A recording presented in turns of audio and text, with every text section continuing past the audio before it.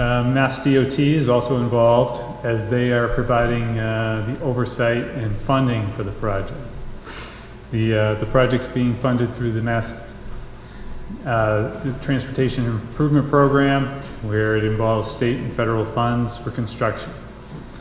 So this project is, as you can see from the locus behind me, the project is approximately 3.8 miles. It begins at the Peru town line and extends all the way to where the Phase 1 project construction ended. So it will complete the over 7-mile corridor of Route 143.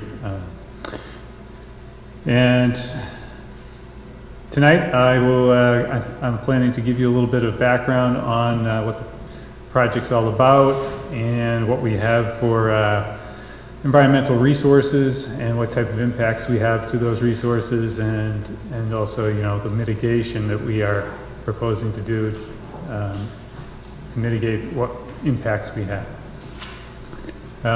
Unfortunately, our environmental scientist working on the project could not be here tonight, so I will do the best I can to answer any questions regarding detailed environmental questions, but we anticipate having to come back again for another hearing.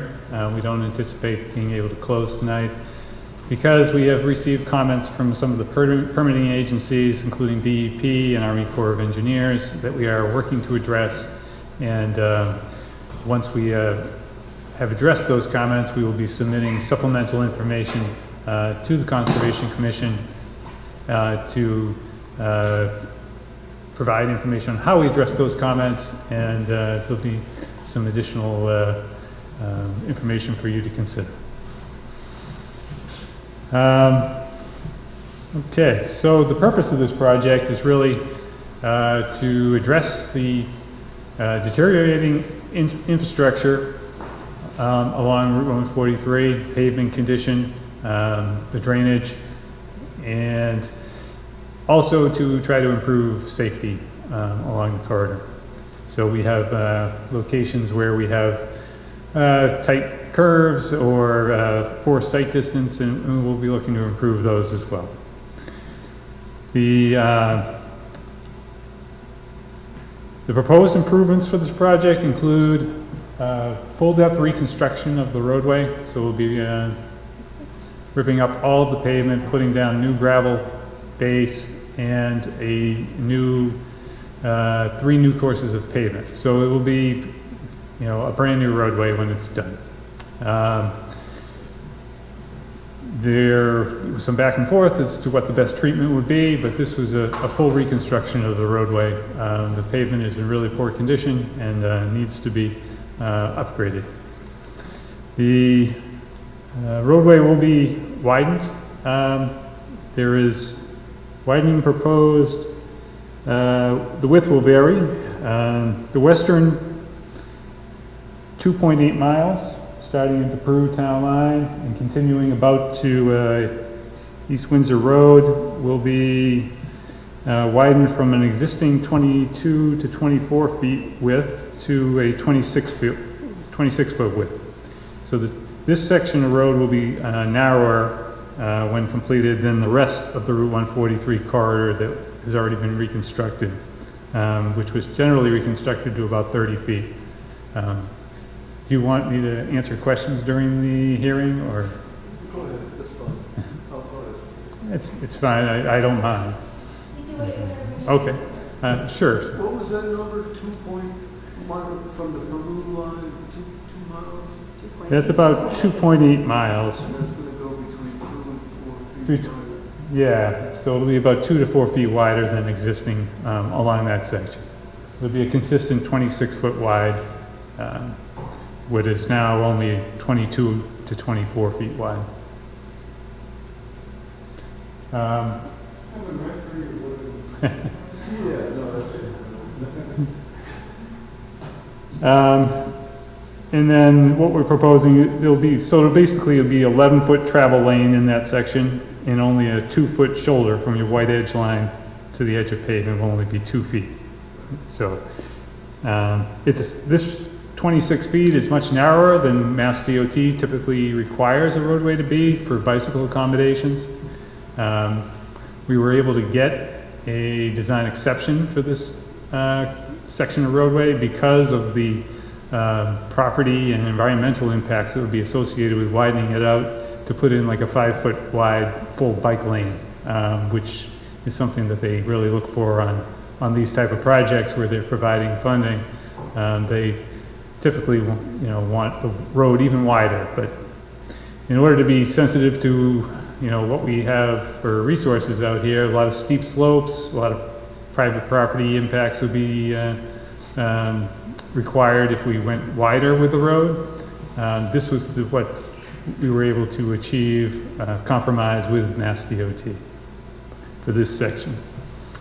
And then beginning from Windsor Road to where we're going to meet the phase at Cold Street, where we meet the phase 1 project, that section will be widened out to 30 feet wide, which will match the roadway width of the rest of the phase 1 project.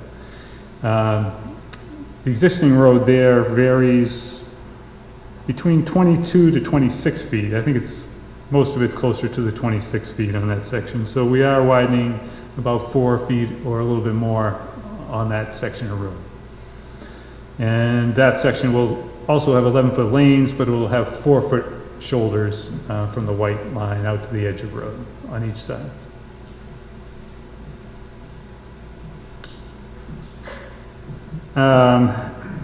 And then other improvements that we're making will make minor alignment and profile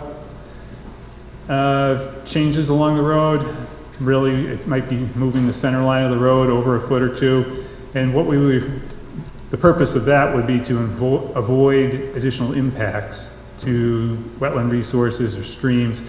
If you have a wetland on one side of the road, we may do most of the widening on the other side of the road, and then the center of the road would be a little bit off from where the center of the road is today. So, that's one of the things we tried to do to protect the environmental resources, was to best fit this roadway and adjust the road either a foot or two one side or the other in order to limit impacts to streams and wetlands.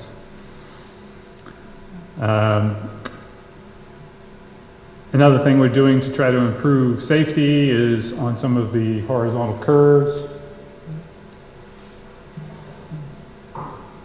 Looks like we lost this. But some of the horizontal horizontal curves that we're going around, we are trying to make improvements to sight distance. So we may be doing a minor adjustment to the radius of the curve, making it a little less tight. And then also trying to do some clearing of site obstructions, such as some of the ledge and rock that might be viewing your site going around the curve. Can I ask a question? If you take a question? Sure, go ahead. I was under the understanding that. Could you guys come to the mic if you don't mind? Should I wait then? For the recording? I know it's a big. That's fine. I was understanding that when you have, the more curvy it is and the narrower it is, the slower people drive. Is that accurate?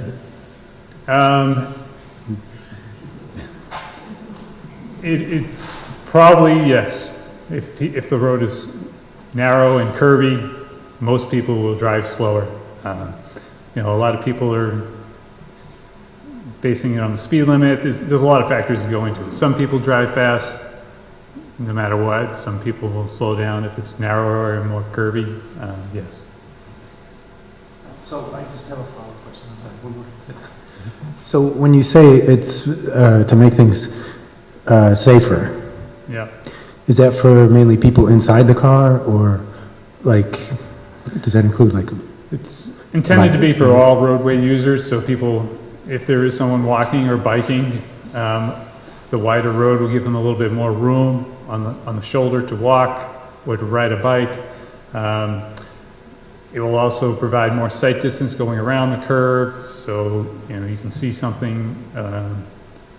We measure a stopping sight distance. We want to be able to make sure that there's enough distance to stop if there's an obstruction coming up around the curve that you didn't know about. That's what we would be looking for as far as making safety improvements.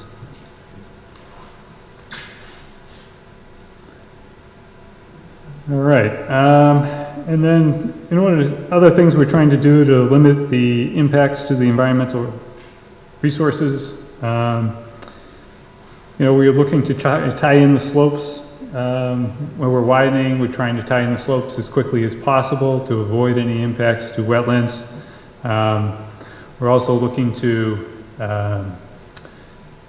build retaining walls where necessary to avoid impacts to a channel or a stream to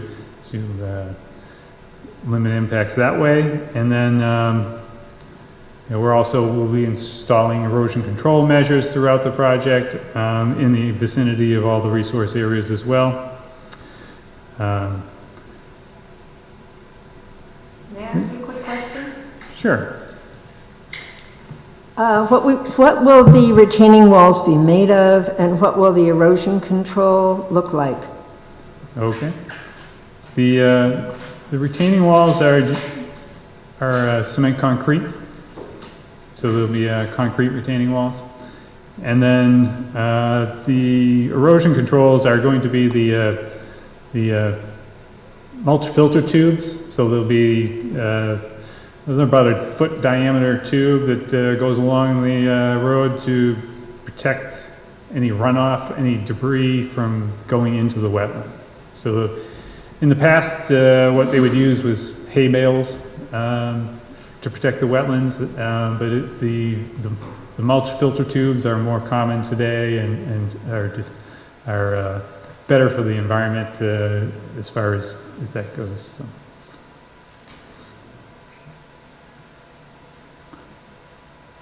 Okay,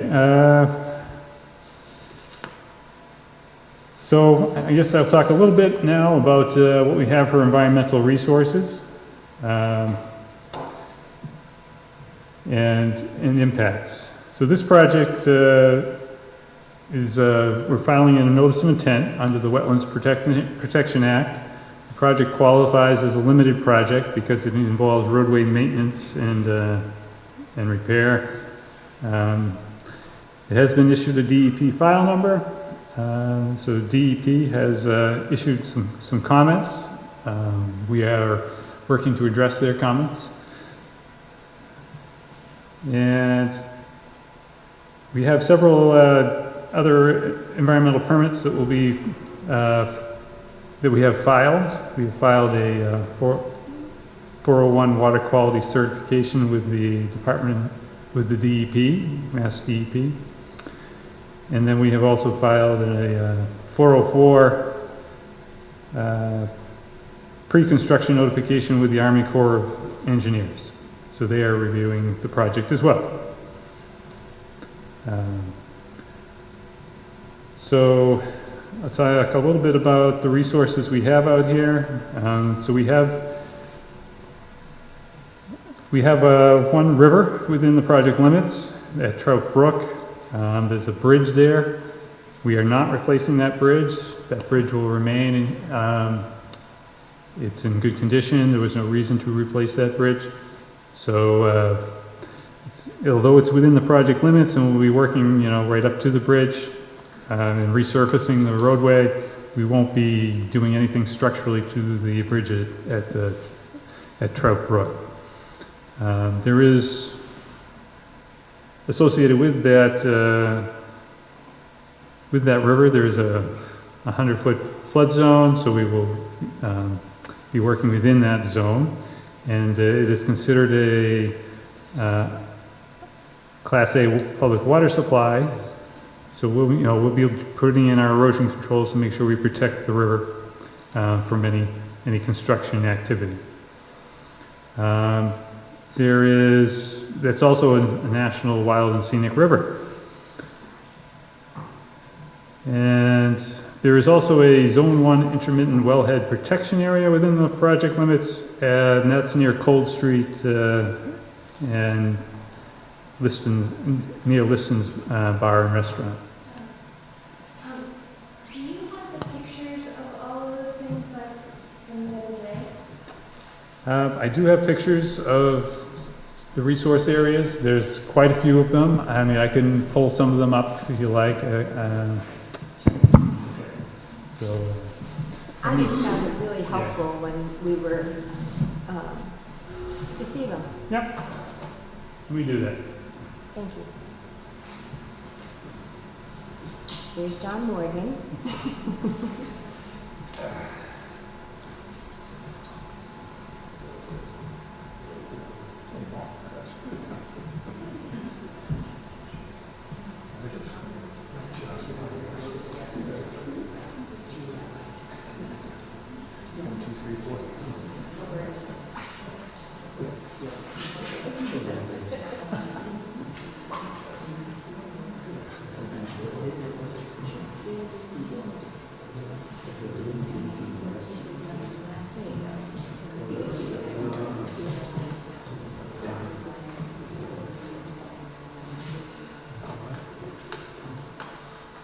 I made it really complicated.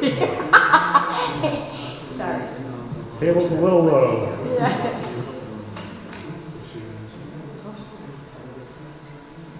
No.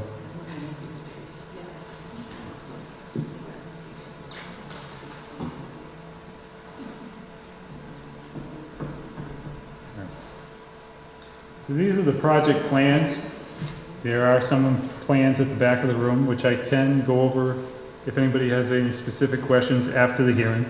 I'd be welcome to stick around and look at anybody's individual property, and we can look at what's happening at any particular location. Given that it's 3.8 miles long, I can't go through this entire project tonight. It would take quite a while. But as you can see, this is the beginning of the project right here at the Peru town line. And what I've done is I've colored up some of the resource areas on this plan.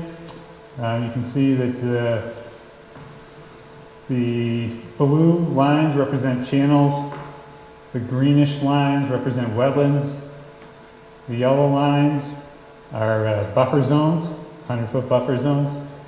So you can see there's quite a bit of resource areas along here. And as you continue on along the project, this is one of the channel crossings that we'll be reconstructing. I believe this is channel 2, and this is one of the ones that I think we want to talk about tonight. So this blue line is the channel approaching it. There's a culvert, existing culvert that goes under the road that we'll be replacing as part of this project. And that was one of the comments we got from DEP, was they were asking us to look at more alternatives for how we were going to replace these culverts. Our original intention was to replace them with similar sized pipes to what was existing. However, they want us to look a little closer to see if we can make additional improvements to better meet the stream crossing standards, the Massachusetts stream crossing standards. And this is one location where Cork Nugent, the highway superintendent here in Worthington, had asked us to look at potentially increasing the size of the pipe. As part of the notice of intent, I believe we did propose to increase the pipe size slightly, but we are re-looking at it to see if we should even make it larger than what we indicated. And we're also looking at potentially changing it to a three-sided box culvert instead of a circular pipe. So I can pull up some photos.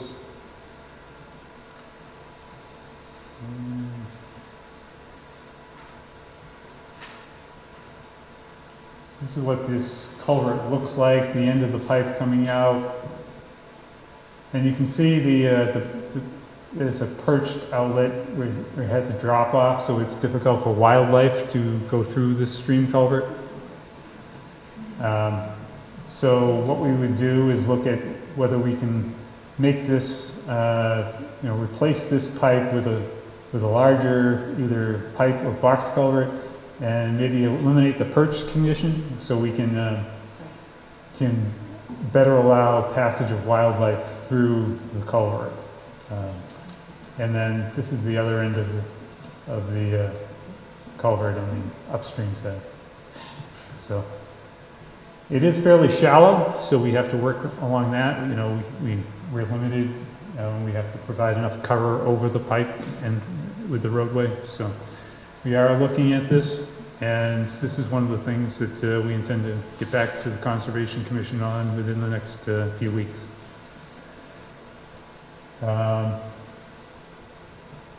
One of the things that we are doing is that the DEP asked for, and the local, the DEP, Mark Stinson, DEP reviewer who reviewed for the Concom, reviewed this project for the NOI. We are going to put together a new matrix of improvements. So this is a draft, but it's hard to read on the screen here, but we're going to have information about the culvert. Each one of those culvert crossings, there are 12 stream crossings where we are proposing to replace a pipe along Route 143. Those are just the stream crossings. There's actually over 40 culvert crossings. A lot of them are just drainage, and not an actual designated stream. But we're really looking at the ones that are designated as streams. All these streams that we're looking at are improving are intermittent streams, so they're not technically flowing all year long, but there is, I believe, one perennial stream that we are looking at. So this new matrix that we're developing will provide information about each one. It will provide information about what we're going to do. So this one at number 2, we'll give information about how we're going to address the stream crossing standards. Excuse me, John, is that published in the NOI, or is this something yet to be published? This draft, it was sent to PEG yesterday. So it was not included in the original one. Okay, so as the Conservation Commission has not seen this thing then? Correct. Okay. So this is something, once it's finalized, we are going to submit formally.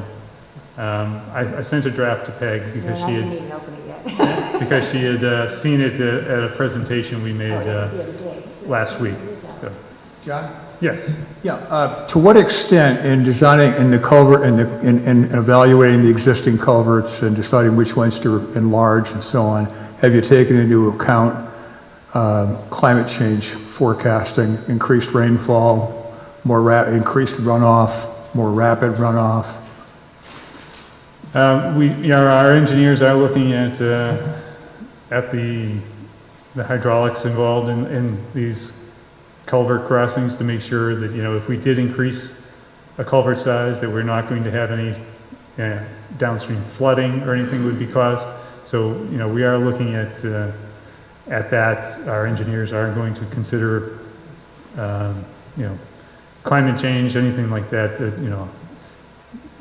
I forget which design storm year they look at for these culverts, but they will be, making sure that it's up to standards.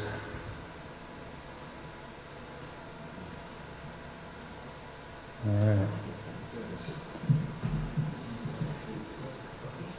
Okay.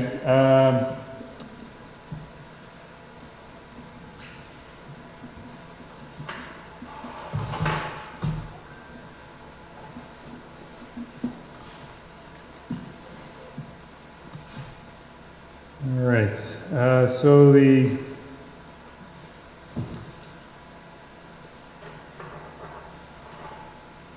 what we have quite a few, there are several things that we don't have on this project, so I will list some of those. We don't have any natural heritage endangered species priority habitats, so we don't have to worry about that. There are no areas of critical environmental concern, and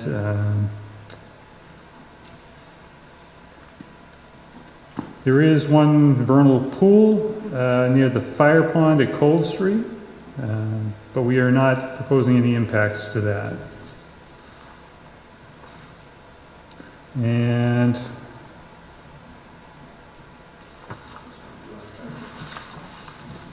as far as the wetland resource areas, there are 14 different bordering vegetated wetlands that were identified along the project route. They were flagged, they were recently, the flags were refreshed, but they were flagged by a wetland scientist. There was one isolated vegetated wetland as well, so there are 15 total different wetland areas. There are also, as I mentioned, 2 perennial streams. There's only one that we're impacting. The second one is the Trout Brook, where we have no impact because we're not replacing that culvert. And then there are 13 intermittent streams that were identified. And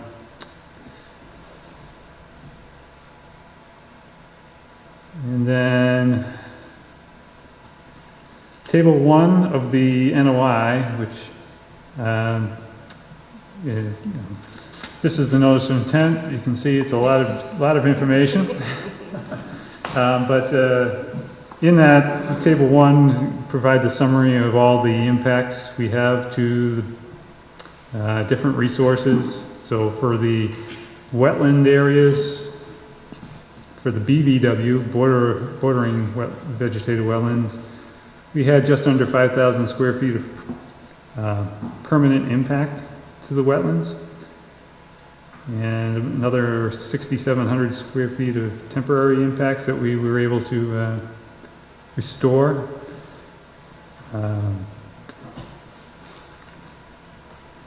The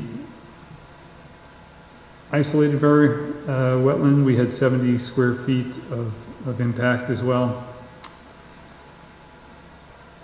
So we're able to either replicate or restore all of the impacts that we have. We have, wherever we can, we're trying to restore the, we may be grading into a wetland, or we have some temporary impacts at that wetland, but then we would, or channel, and we would be restoring it to its previous condition. And then where we can't restore a particular wetland, we will do replication. And we have a wetland replication area proposed near wetland H, which is, let me see exactly where that is.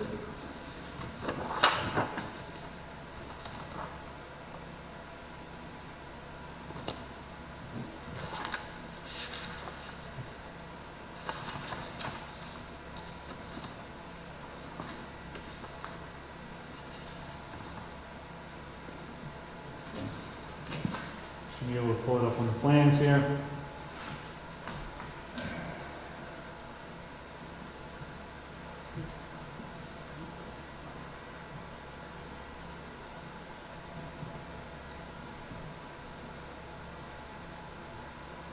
So this is wetland H, highlighted in the green.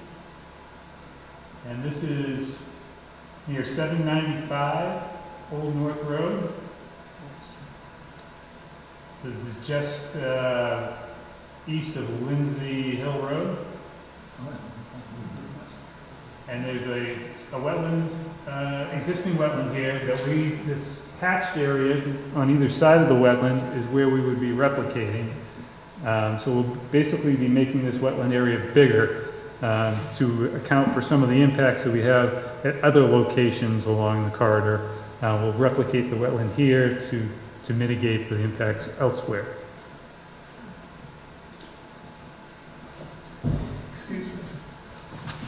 Yes.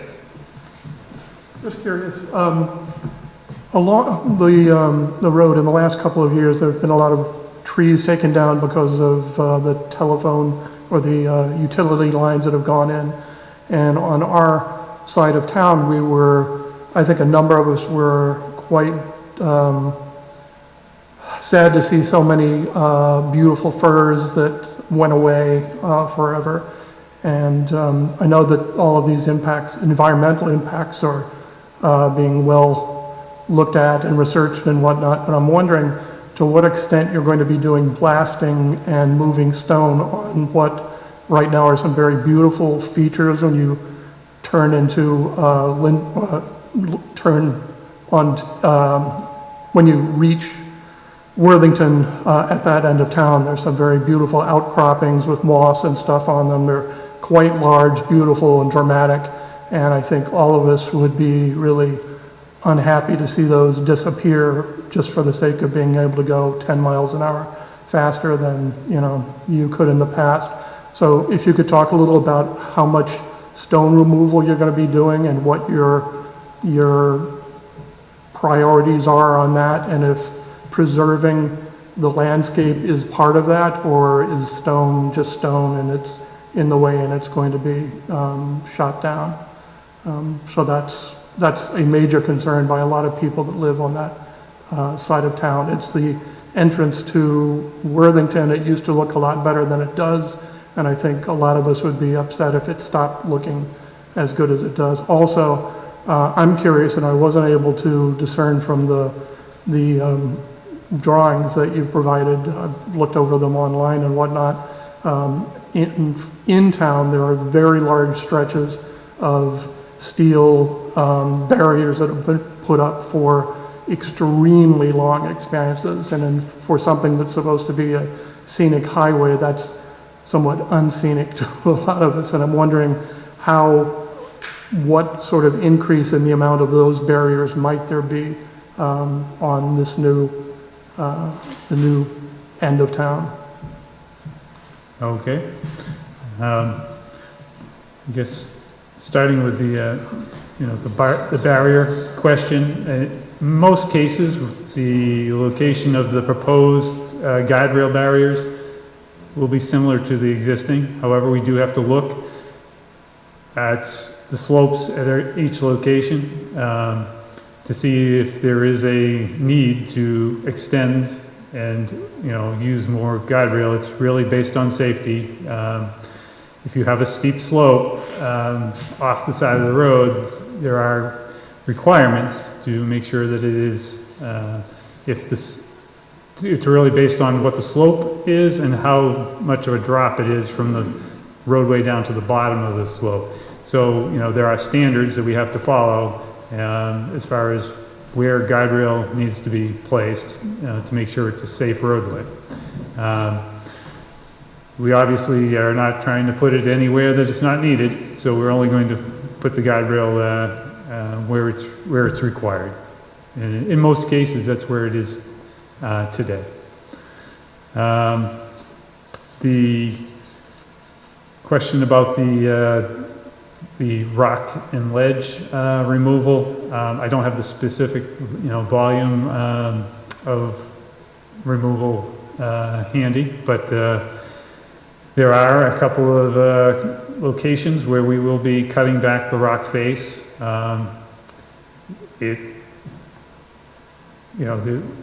The sight distance around some of those curves or where we need to widen just requires that we remove some of that rock.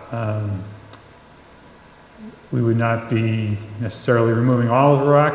It would be a new face of rock created. Will it be as scenic as it is today? Perhaps not.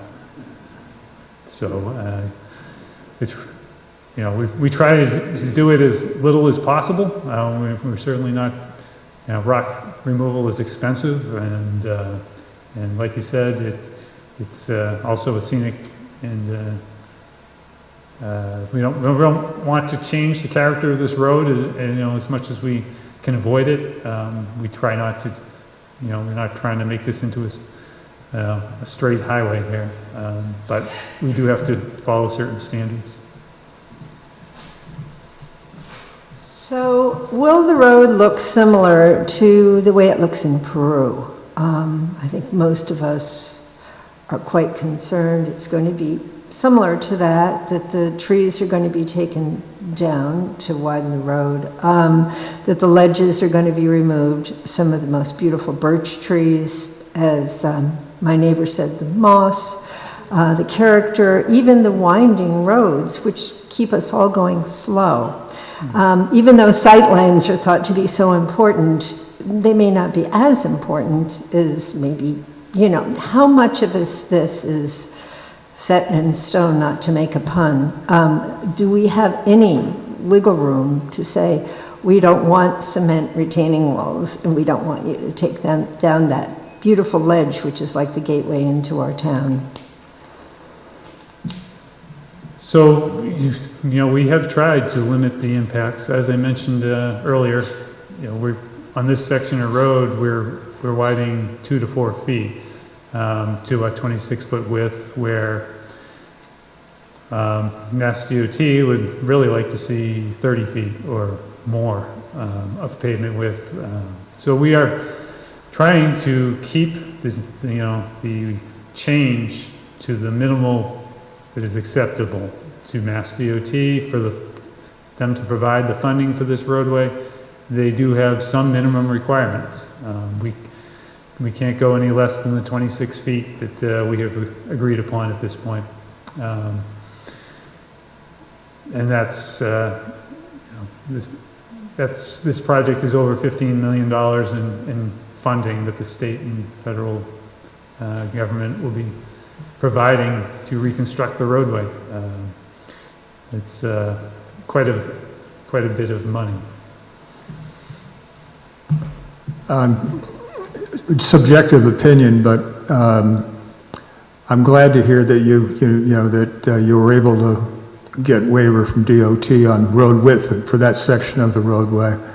And but I also wanted to point out that when my wife and I moved to Worthington in 1992, you had to go about 25 miles an hour from the was it West Chesterfield to the town line, and that project, which involved greater road widening than you're talking about on this last stretch of 143, left some scars at the time. But boy, I define one not to consider that to be a scenic highway. So I just hope your project engineer is as sensitive to those issues as John Kiger was when he wasn't playing golf in the afternoons. And like the last fellow you had, he did a great job. Yep.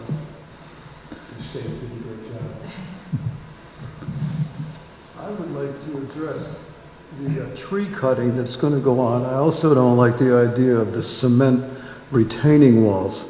Are they going to be faced with stone to make them look a little more like in character with the town?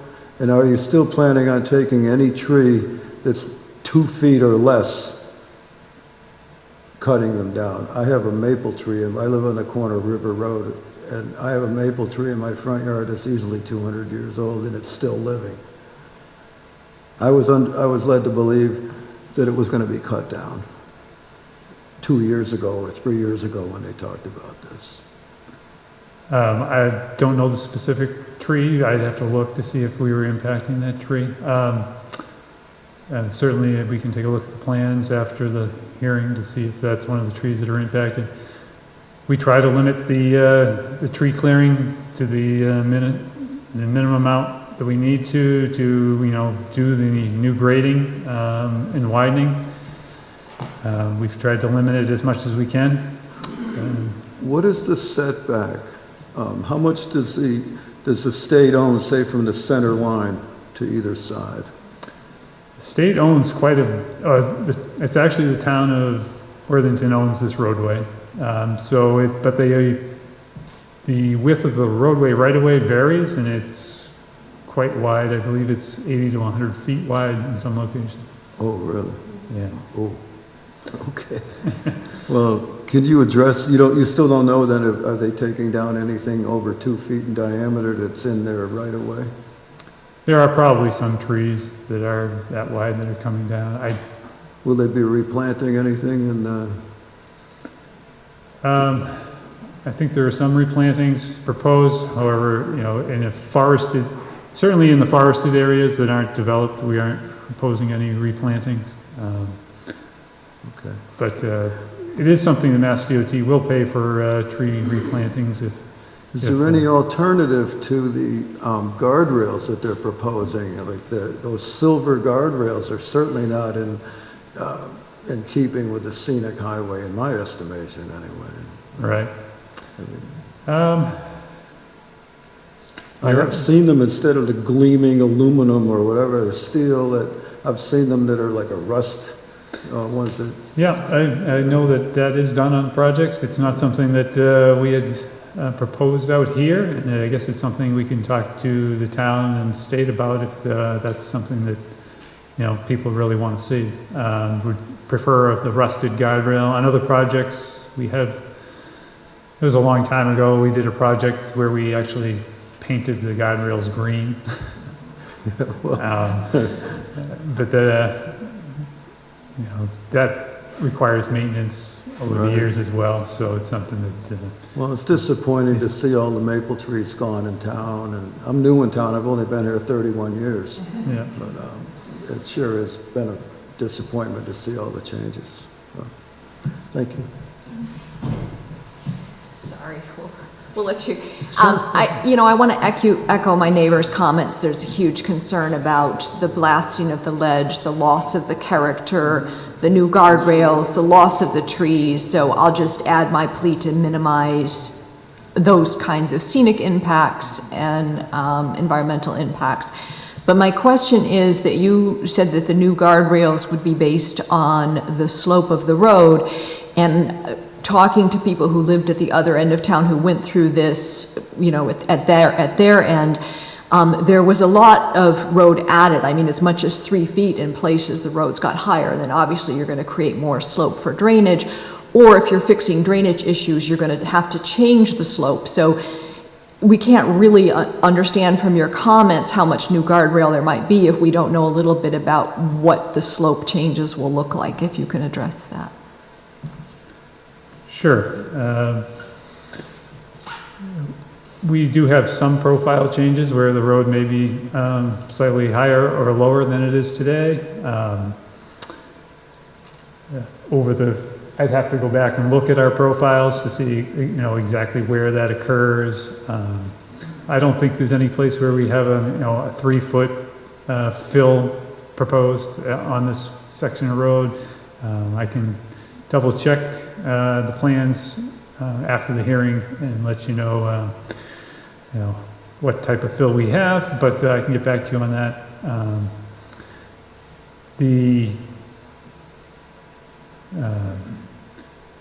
The guide rail, as I said, it's mainly going back where it is today. I can also look at the plans and check to see if I can identify some locations that we might have some additional guide rail. Maybe it's going a little bit further than it does today. I can check that as well. But we're trying to reduce and keep it as minimal impact as we can. Just a general question. I know there was a member of the commission. The purpose of today's meeting, the public hearing, is to elicit comments on this project. And clearly, you're not going to address every comment tonight. I mean, I've got a net full of them. Yeah. What do you see for a comment period that people can submit to you comments in writing or to the commission, and the commission can submit to you in writing? What do you see for a deadline for that? Well, I think if we plan to come back for the next hearing in a month, I would, like to at least get the comments a week or two before that hearing. Would be helpful, I believe. Where do we submit the comments? I would submit them through the Conservation Commission. You can send them to me. can I say something here? Sure. A lot of these comments are really not wetland related. I mean, I understand everyone's concerns. That part of the public, we had these public hearings years ago. Right. John is very nicely speaking to him, and you can speak to them well because you're an engineer on the project. But really, this is about wetlands. Right.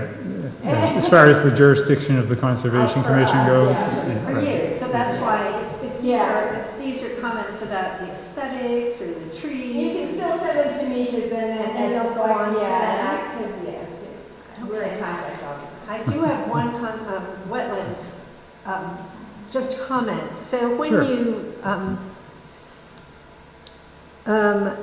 do restoration, because you've eliminated the quality of a wetland or you've eliminated a wetland, are you considering the population of, not endangered, but animals like that we know are really disappearing pretty quickly, who are the amphibians? So we have these big road crossings in the spring, salamanders and various kinds. So when those are destroyed and then you create another wetland, you're obviously not moving every salamander there. They're pretty much having their habitat obliterated. So are you considering that, or does the state consider that, or do the wetlands laws consider, Wetlands Act, is that considered? Yeah, I mean, it's considered in the, we need to try to minimize our impact, and then we need to, where we do have impacts that can't be avoided, we have to try to either restore or replace the wetland that we've impacted. And I can't speak to. I mean, the Trying to say habitat's being destroyed, and you're trying not, those, Right. it's gone, It's gone, but we are trying to provide a new habitat by replacing it or restoring it. Right, I understand. Thank you. I think you may have dropped something.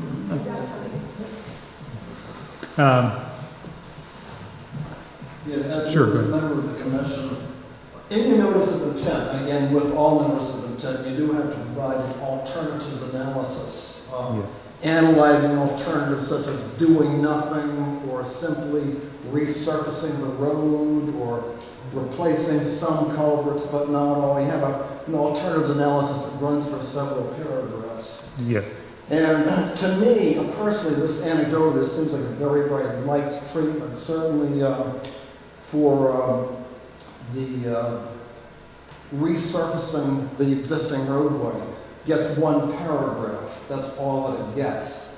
And I'm also saying very repeatedly in this thing about how this widening, making this one super highway, will increase bicycle and pedestrian safety. I see that statement made many times in this notice. To me, that statement's anecdotal. I'd like to see some evidence, or some much harder evidence. Indeed, how does this increase the public safety? Because again, as a former road user, I live in the phase 1 part of it.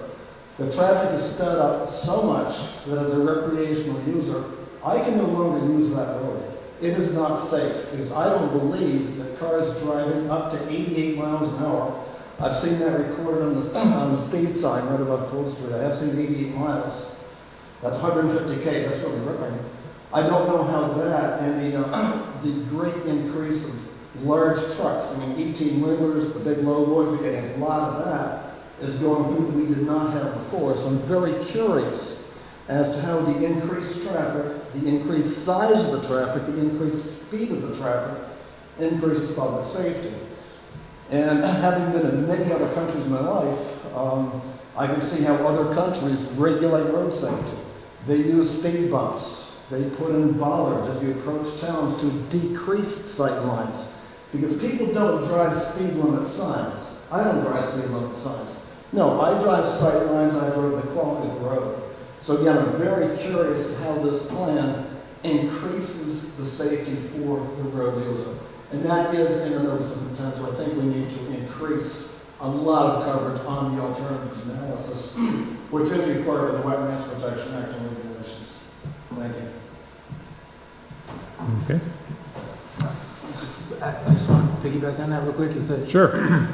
because you mentioned that, that there's going to be improved sightlines and that would improve safety, but, you know, speed is such a factor in the severity of collisions, and it keeps people off the roads.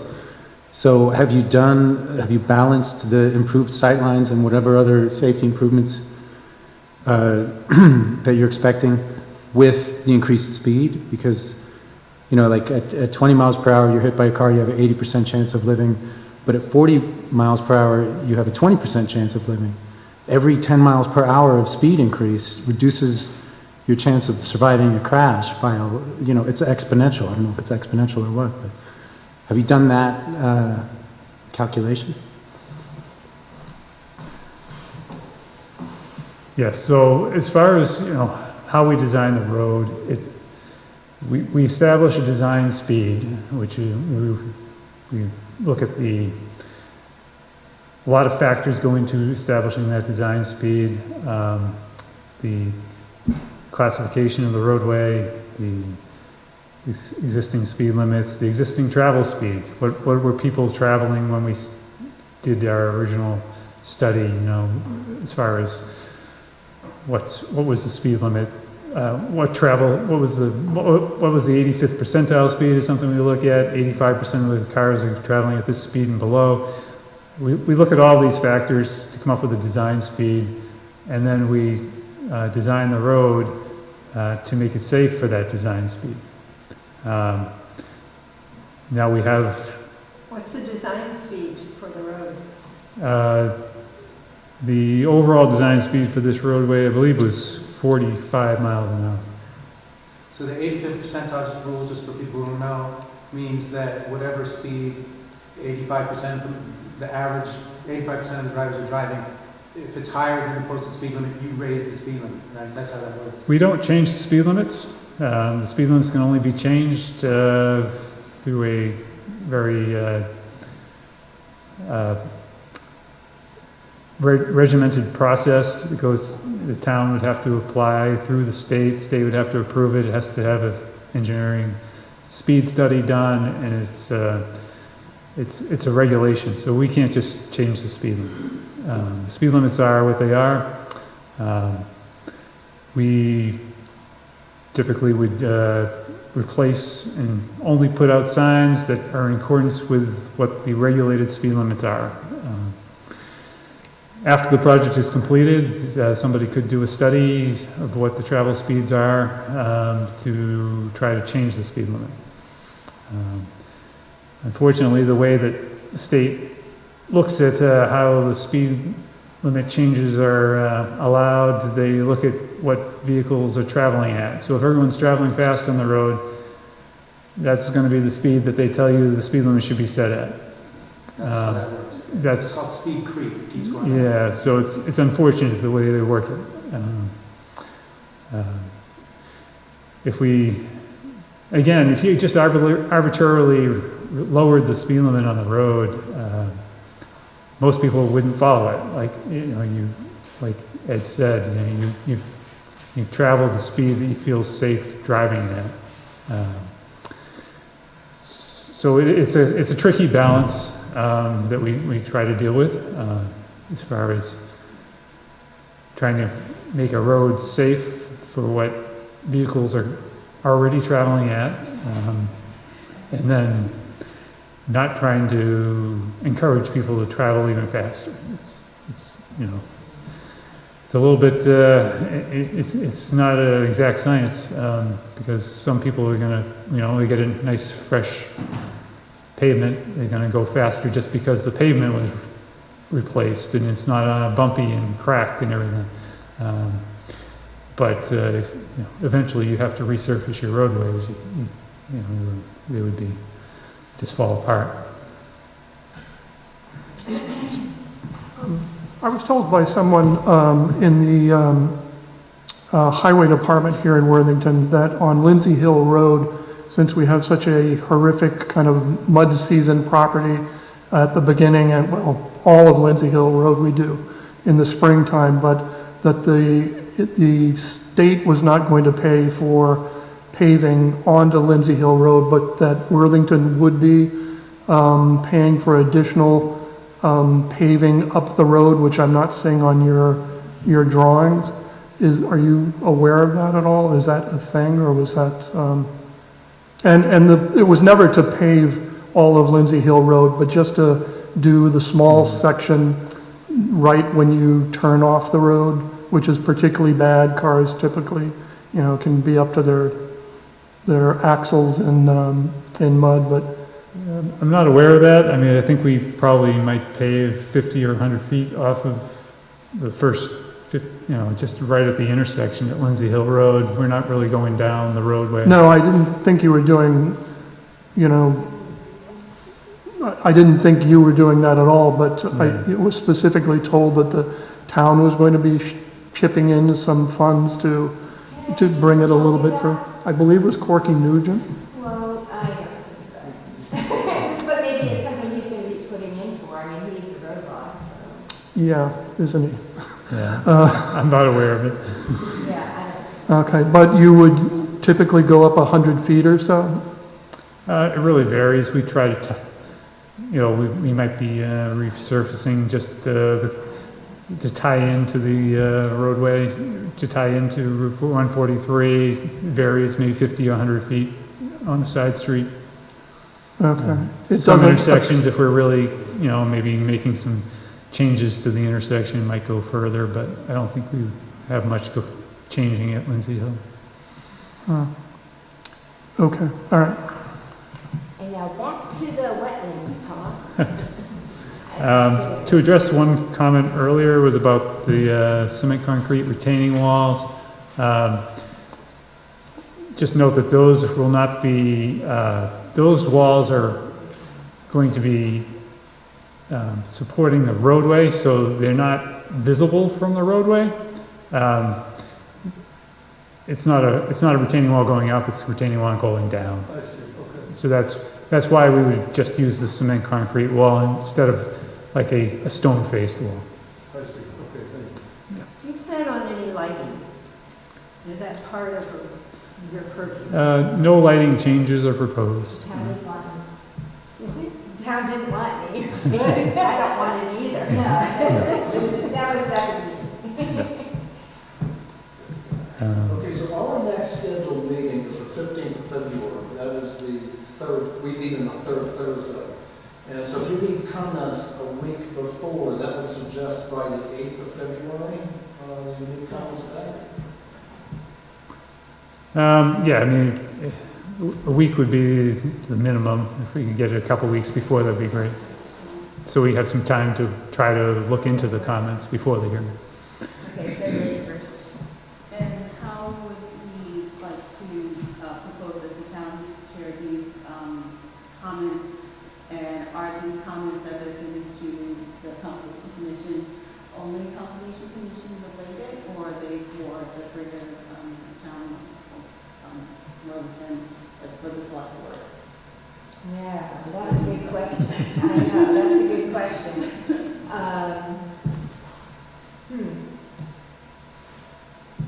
Well, as far as, they have to be either wetlands, well, the thing is that most of you could say, share comments that are not Conservation Commission related.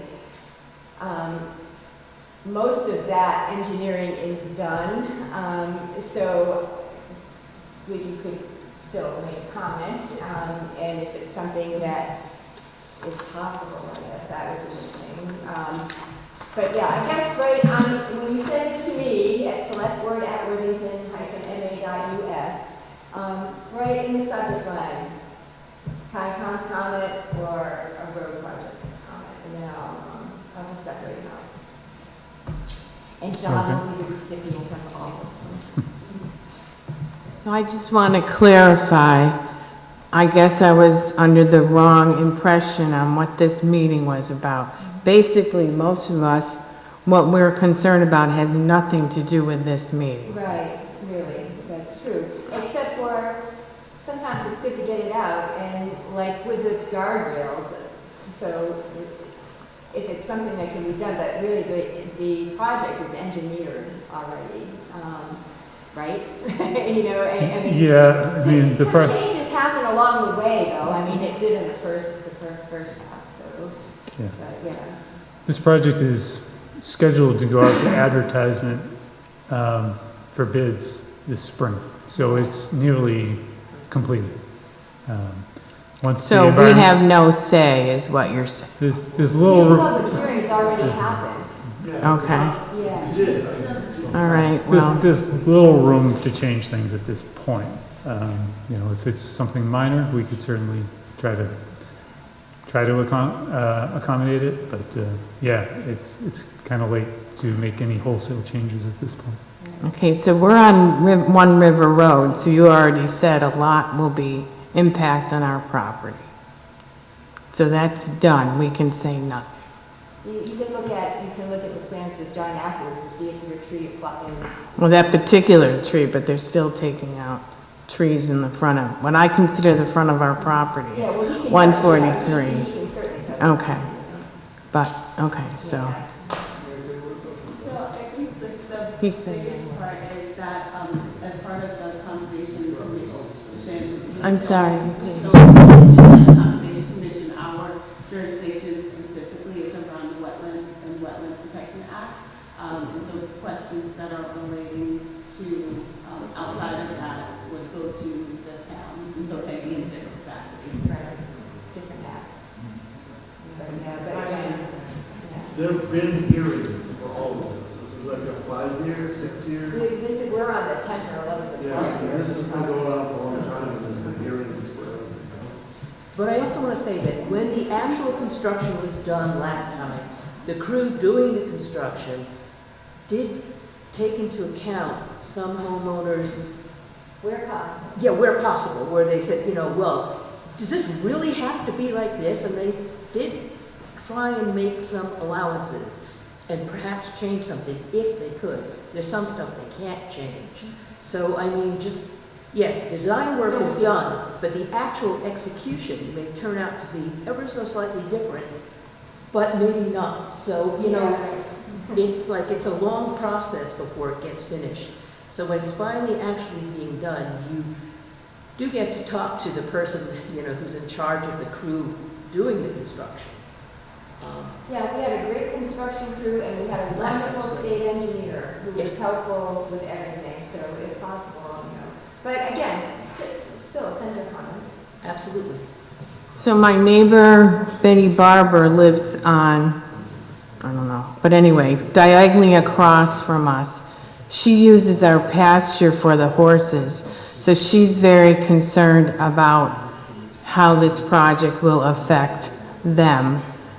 So the pasture is the opposite of our house on River Road, so it's right on the corner. And she wanted that addressed, and of course she asked about a street light, but you guys already said there weren't going to be any street lights. I thought we were going to have a street light on the corner of River Road. Okay, so no. One light, street light. I mean, they had proposed 11 and MassDOT had proposed 11. I don't recall, I have to look back Yeah, well, to I'll see. check. I thought that there was going to be one at River Road, but I don't. Okay, so her property is 143 and Parish Road.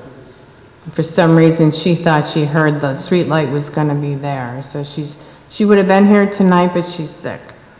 We'll find out. So those are her two concerns, really, mostly about the horses. Plus, to get to our pasture, she, brings the horses across 143. Yeah. But she wants to make sure that wouldn't be impacted. And I have a whole thing, but we can submit it to you for where you want the comments. I'll let her know, and basically doesn't make it Well, we different. could look at it on the plans here, because I know exactly I know where you are. Yeah, right. I don't believe there's any significant slopes from the road going down that would require a guardrail, for instance. I don't, nothing stands out to me. It's all pretty much at road level. I think you're right. Yeah, so I don't think there'd be any significant. I wouldn't think so, but we can take a look at Well, it. we can look at it, yeah. Well, that was concerned too, that there was going to be a street light. put- Right, but I don't know anything about the streetlights, so. You know what I mean? I don't, we can look at that. We can look at all of it. All right. You're going to be back again. Yeah. So you can continue on, and if you want to stop with, however. I mean, I covered most of the things I was going to cover tonight. And then sort of Jay can do the. If there's any additional questions about the impacts to the wetlands or any of the streams, like I said, we will be doing an additional alternatives analysis of the stream crossings. That will be supplemental material. We're looking at each of those to see if there's more we can do. We do have some limitations on funding, and we certainly can't do anything that would require more right-of-way at this point. So right-of-way easements have already been established. So. We're not closing the meeting on this. Continue. We're going to continue the meeting during the hearing for our next meeting. Which is Is February. it okay with you if we wrap this up so you can go Sure. talk to the people back? Sure, it looks like I think we're all set for today. Just for my own, and it's about answering the questions that might be coming out of this. If we're recording it for the public 16, we can get those answers as well. That for people who are not able to attend but are watching the recording, will they be able to get the same answers that are going to be presented as people are asking specific questions, maybe about their property, but impact their neighbors as well. So that's just a point of clarification that I want to ask for the people who are watching from home. I don't know the answer to that question. Charlie. I could not understand any of that because you're not speaking into the microphone.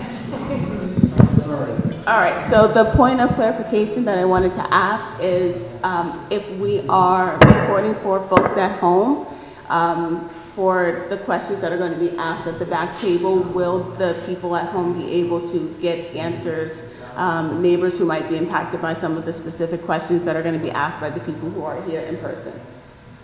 So if people have questions, how do they get them answered? Is that Yes, what you're asking? right.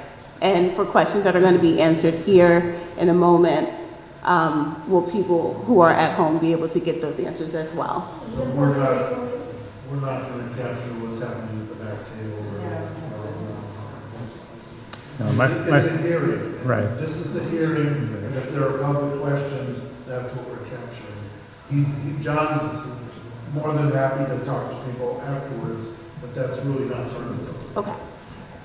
And if people have questions beyond that, they can send them to the town and we can do our best to address them so Peggy can get those and forward them and we can try to address them.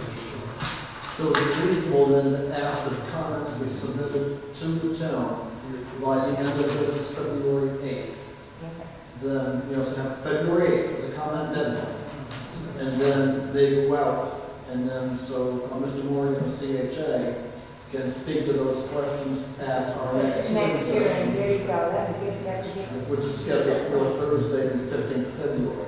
And maybe extended beyond that, who knows? But just to be clear, we're talking about wetlands. Yes. Not anything else to do with the road. Unfortunately, most of this stuff's settled and done and had with it. But there might be some tailoring of trees that are cut, as we said, and other things that I think people are concerned with, so that there may be some wiggle room. There's Yeah. tons of wiggle room. Yeah, and that, I think, is what many of us are I mean, concerned. it's We like know we any- can't stop the project, but at least if there were things we could do to, No, it's like Amy said, when there's boots on the ground, yeah, they definitely try to be sensitive. yeah. Yeah.